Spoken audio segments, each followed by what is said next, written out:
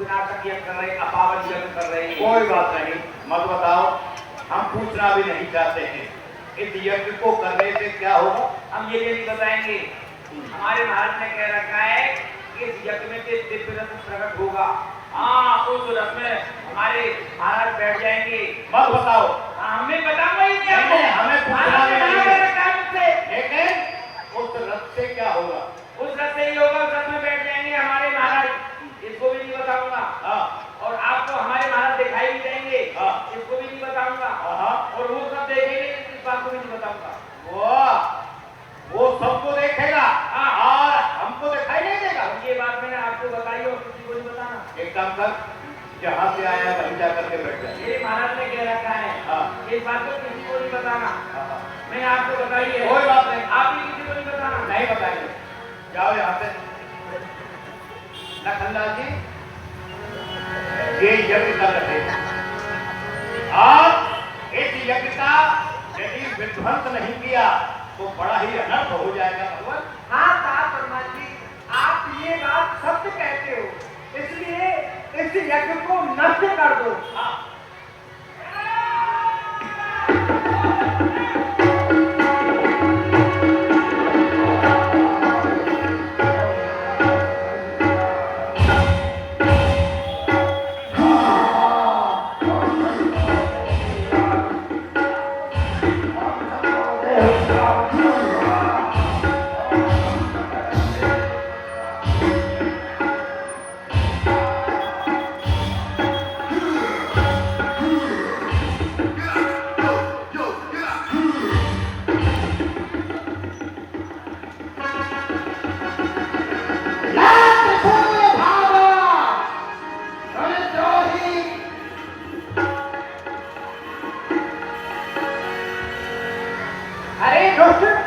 तूने सोचा होगा इस यज्ञ को मैं कर उस रथ को प्राप्त कर लूंगा, परंतु ऐसा कभी नहीं हो सकता है।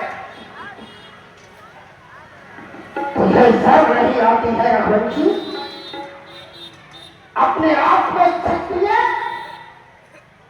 और धर्म रक्षक कहलाता है। मेघनाद के अनुष्ठान को भंग करना क्या ये किसी रक्षक का कार्य है या किसी सेनापति का कार्य है? ये मेघनाद की उपासना थी और मेघनाद की यज्ञ को तूने आकर के भंग किया।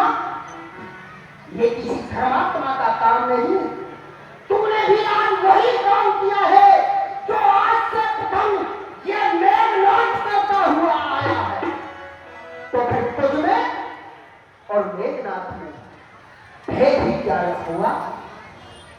तो जिससे अपने आप को सनातन धर्म का रक्षक कहा था, ये कोई रक्षकता तो कार्य नहीं जो कि आज तूने आकर के इस मेरी यज्ञ के अनुष्ठान को भंग किया है। तू क्या समझता है कि तुझे हर बार यमराज के पास से मुक्ति मिल जाएगी और तू जीवित हो जाएगा? ये तेरी भूल है, ये तेरी भूल है। अरे पहले तो भागने बचाया था, पर आज ना बचने पाएगा। पहले तो मूर्छा आई थी, अब तू यमलोक सीधा जाएगा। मैं वो तूफान हूं जो बढ़ा तो प्रलय मचा दूंगा। अरे मैं वो समुद्र हूं जो उमड़ा तो संसार में हाहाकार मचा दूंगा। अरे मुझे भेजे नहीं उस तीर में शक्ति, मुझे जकड़े मुझे पकड़े नहीं उस जंजीर में जकड़ी, और मुझे जलाए मुझे तपाए नहीं उस आग में शक्ति, मुझे काट खा जाने की नहीं उस काले नाग में शक्ति। तू यहाँ ज्यादा बड़बड़ करने लगा है, आ युद्ध में आ। तुझे जभी पता चलेगा जब युद्ध में तू मेरे से दो हाथ करेगा। जिस मेघनाथ का जीवन केवल युद्धों में जीता है, उसको ये तपस्वी युद्ध की शिक्षा दे रहा है। अरे और तपस्वी किसे युद्ध की नीति सिखा रहा है? जिस मेघनाथ का जीवन ही युद्ध है, उसे युद्ध सिखा रहा है। आए ओ तपस्वी, अब संग्राम बिहार भाग, नहीं तो अभी धूलधानी मच जाएगी। मैं हूं मेघनाथ, अति क्रोधी, प्रिय बनता अति। अरे मार गई शक्ति तो तेरी शक्ति घट जाएगी। शंकर की कृपा से आज रण संग्राम में तेरी सुरताई, वीरताई सब नस जाएगी। माटी में तेरी और माटी में तेरी ये माटी मिल जाएगी और अयोध्या में सुमित्रा की छाती फट जाएगी। अरे हाँ, मुझसे पहले आके युद्ध कर, ज्यादा बातें मत बना। चल, युद्ध ही दिखाता हूँ तुझे।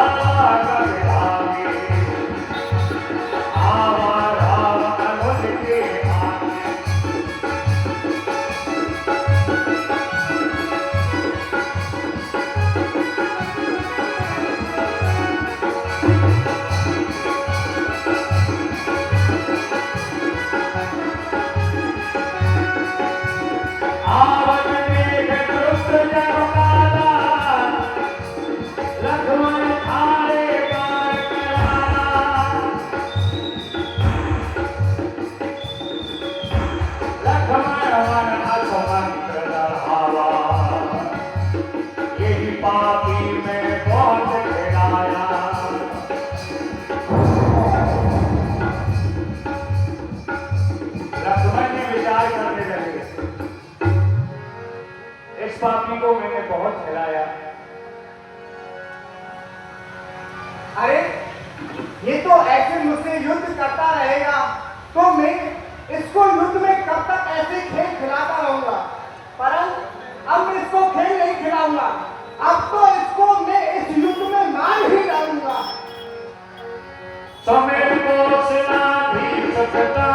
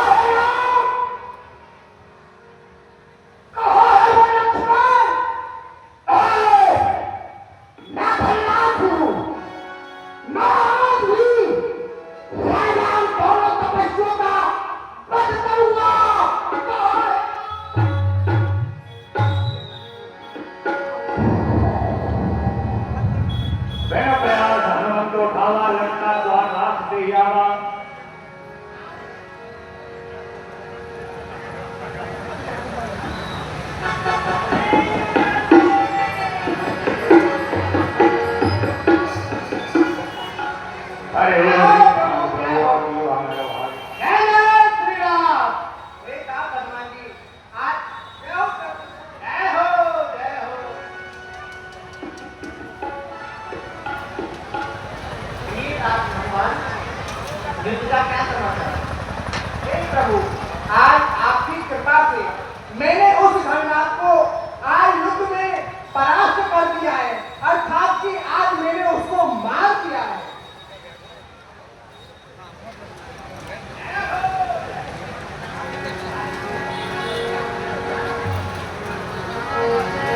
आज मैं युद्ध में विजय हो गई है। आइए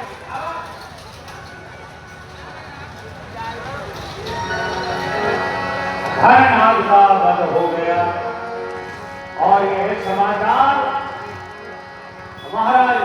युद्ध को जाकर के सुनाया गया।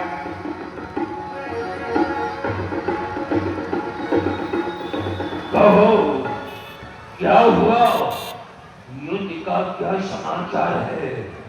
हमारा पुत्र गणनाथ पुनः युद्ध करने के लिए गया, उसने अपने कार्य में सफलता पाई या नहीं? बंदर भाइयों को समाप्त कर दिया होगा।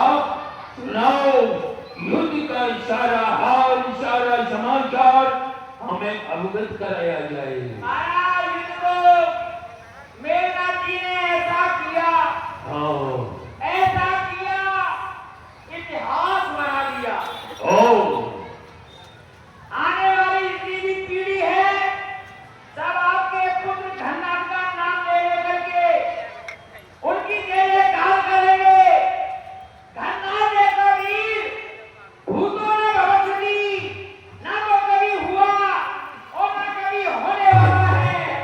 महाराज, आपने युवराज धननाथ यहाँ से गए रामादल में। रामादल में जाने से पहले उन्होंने शत्रु विनाशक यज्ञ किया और आपके भीषण भाई ने वानरी सेना को बता दिया कि मेघनाथ यज्ञ कर रहा है। सभी वानर पहुंच गए, हमारे यज्ञ को विध्वंस कर दिया। वो दोनों कब्जी आ गए। धननाथ में तपस्वियों में युद्ध होने लगा, वानरी सेना में युद्ध होने लगा। कभी वो मारे, कभी हम मारे, कभी वो मारे, कभी हम मारे। महाराज, वो थोड़ा कब्जी धननाथ में उससे युद्ध हुआ, जिसने शक्ति मारी थी वही आ गया सामने। युवराज ने ऐसा घमासान युद्ध किया, कई बार तो उस लक्ष्मण को मूर्छ कर दिया, उसमें वो टक्कर के बार मारे, उसको घायल कर दिया। महाराज, लड़ते लड़ते हमारे युवराज वीर गति को प्राप्त हो गए।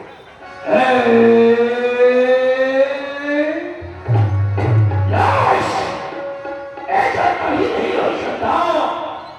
मेरा पुत्र गणनाथ नहीं मर सकता।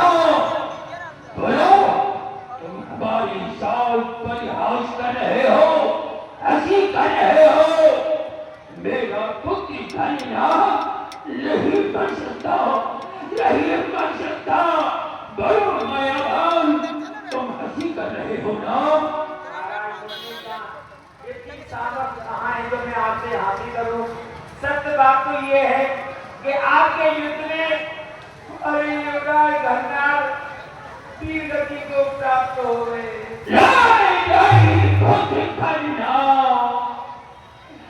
यह तुमने क्या किया, क्योंकि मुझे छोड़कर कहीं चले गए? अरे मेरी तो ही भुजा थी, ऐसे कुंभकर्ण और एक गणनाथ। यदि कुंभकर्ण के साथ साथ गणनाथ ने भी दुनिया छोड़ी है, तब तो हे विधाता, तूने मेरी दूसरी भुजा भी तोड़ी है। ऐसा कभी नहीं हो सकता, उसे कोई नहीं मार सकता, क्योंकि उसे वरदान था जो 14 वर्ष तक अन्न न खाए, सोए नहीं, वही मार सकता है। लेकिन ऐसा रामादल में कौन है जिसने अन्न का त्याग कर दिया हो, भोजन का त्याग कर दिया हो? ऐसा मुझे तो कोई नहीं दिखाई देता। फिर गणनाथ को किसने मारा? बोलो मायावान, मेरे गणनाथ को किसने मारा? किसने मारा? महाराज, वो राम का छोटा भाई लक्ष्मण, वो ऐसा किए है, उसने अभी तक अन्न ग्रहण नहीं किया है, वो कभी सोया नहीं है, उसने निद्रा में विजय प्राप्त कर रखी है। तभी तो हमारे युवराज को उसने वीर गति को प्राप्त करा दिया।